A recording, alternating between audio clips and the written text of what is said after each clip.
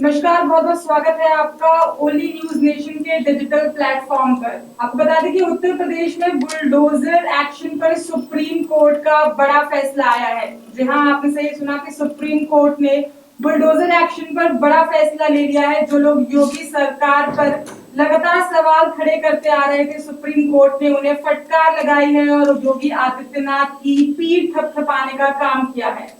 कुछ खास वर्ग के लोग जो इसे सांप्रदायिक रूप देने का काम कर रहे थे, इसे कोशिश कर रहे थे सांप्रदायिक रूप देने का, सुप्रीम कोर्ट ने उन्हें बुरी तरह से लताड़ा है और करारा जवाब दिया है।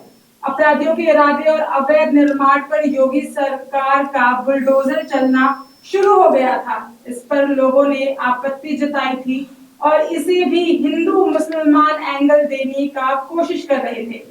लेकिन क्या आपको भी लगता है कि योगी सरकार ने सिर्फ एक समुदाय पर एक्शन लिया या सिर्फ एक वर्ग के लोगों को ही टारगेट किया गया है? हमें कमेंट बॉक्स में जरूर कमेंट करके बताएं आपकी प्रतिक्रिया।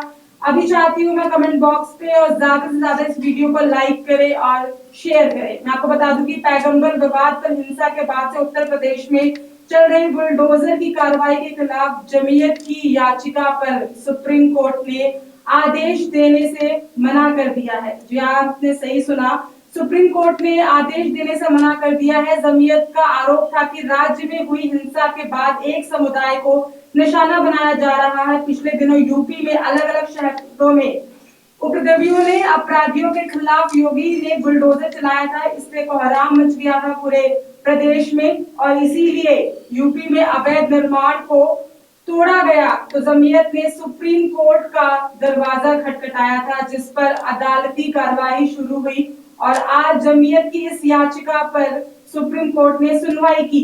मैं आपको बता दूं कि उत्तर प्रदेश में बुलडोजर एक्शन पर रोक की मांग वाली याचिका पर सुप्रीम कोर्ट ने कोई अंतरिम आदेश देने से इनकार कर दिया। सुनवाई के दौरान जस्टिस बी.आर. गवई और पी.एस. नरसिम्हा की बेंच ने कहा, नियम का पालन होना चाहिए, इसमें कोई विवाद नहीं है।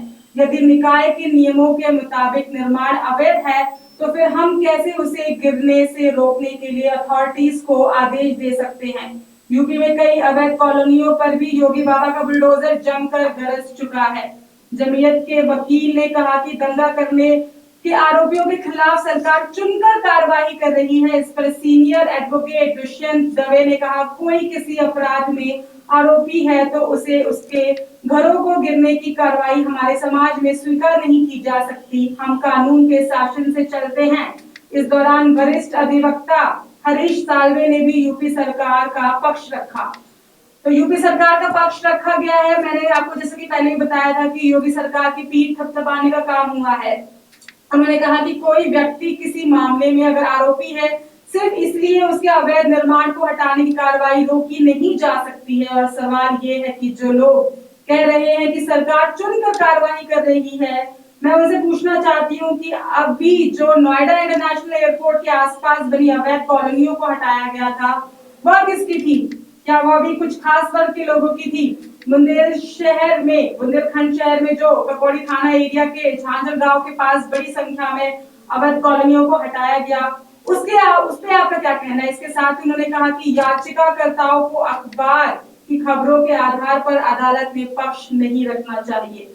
इस पर याची के वकील ने कहा कि ऐसे कई मामले हैं जब पुलिस ने आरोपियों के घरों को गिराने का ऐलान किया। उन्होंने कहा कि एक समुदाय को चुनकर इस पर एक्शन लिया जा रहा है। पूरा सैनिक फार्म ही अवैध है, लेकिन बीते सालों में उस पर कोई एक्शन नहीं हुआ है। दिल्ली में ही अवैध फार्म हाउस देखा जा सकता है, कोई एक्शन नहीं हुआ, चुनकर कार्रवाई की जा रही है। याची के वकील के इस तर्क पर गहरी आपत्ति जताते हुए सॉलिसिटर जनरल तुषार मेहता ने कहा कि देश में कोई दूसरा समुदाय नहीं है। बहुत बड़ी बात कही है उन्होंने कि हमारे देश में कोई दूसरा समुदाय नहीं है, सिर्फ एक ही समुदाय है जिसे हम भारतीय कहते हैं। तो ये जो बड़ा बयान देखने को सामने मिल रहा है कि सिर्फ एक ही समुदाय है, हम सब भारत देश के वासी सिर्फ भारतीय समुदाय से ताल्लुकात रखते हैं। यूपी सरकार के वकील बोले, दंगे से पहले शुरू हुआ था ये एक्शन। उन्होंने कहा कि ऐसा आरोप ठीक नहीं है। अथॉरिटीज ने यह प्रक्रिया दंगों से पहले ही शुरू कर दी थी।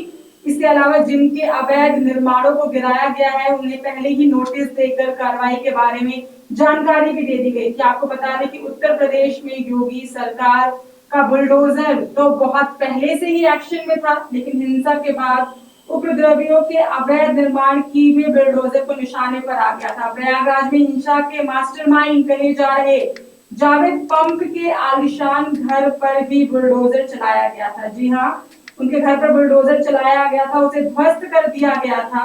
इसीलिए यूपी में ऐसे ही तेज कार्रवाई के बाद से मुस्लिम संगठन जमीयत उलेमा ए हिंद बुलडोजर के एक्शन के विरोध में सामने आया था जब उनका घर गिराया गया था, और उसी के बाद से उन्होंने सुप्रीम कोर्ट जाने का यह फैसला लिया था और सुप्रीम कोर्ट में पहुंच गए थे। सुप्रीम कोर्ट का दरवाजा खटखटाया था। उसके बाद से सुप्रीम कोर्ट ने आज एक बड़ा फैसला दिया है और तारीख को टाल कर 10 अगस्त कर दिया है। आपकी भी क्या राय है, मैं जानना चाहूंगी। आप कमेंट बॉक्स में कमेंट करके जरूर हमें बताएं कि क्या आपको भी लगता है कि सिर्फ एक विशेष वर्ग को टारगेट किया जा रहा है, क्योंकि बहुत सारे एग्जाम्पल्स हैं हमारे सामने।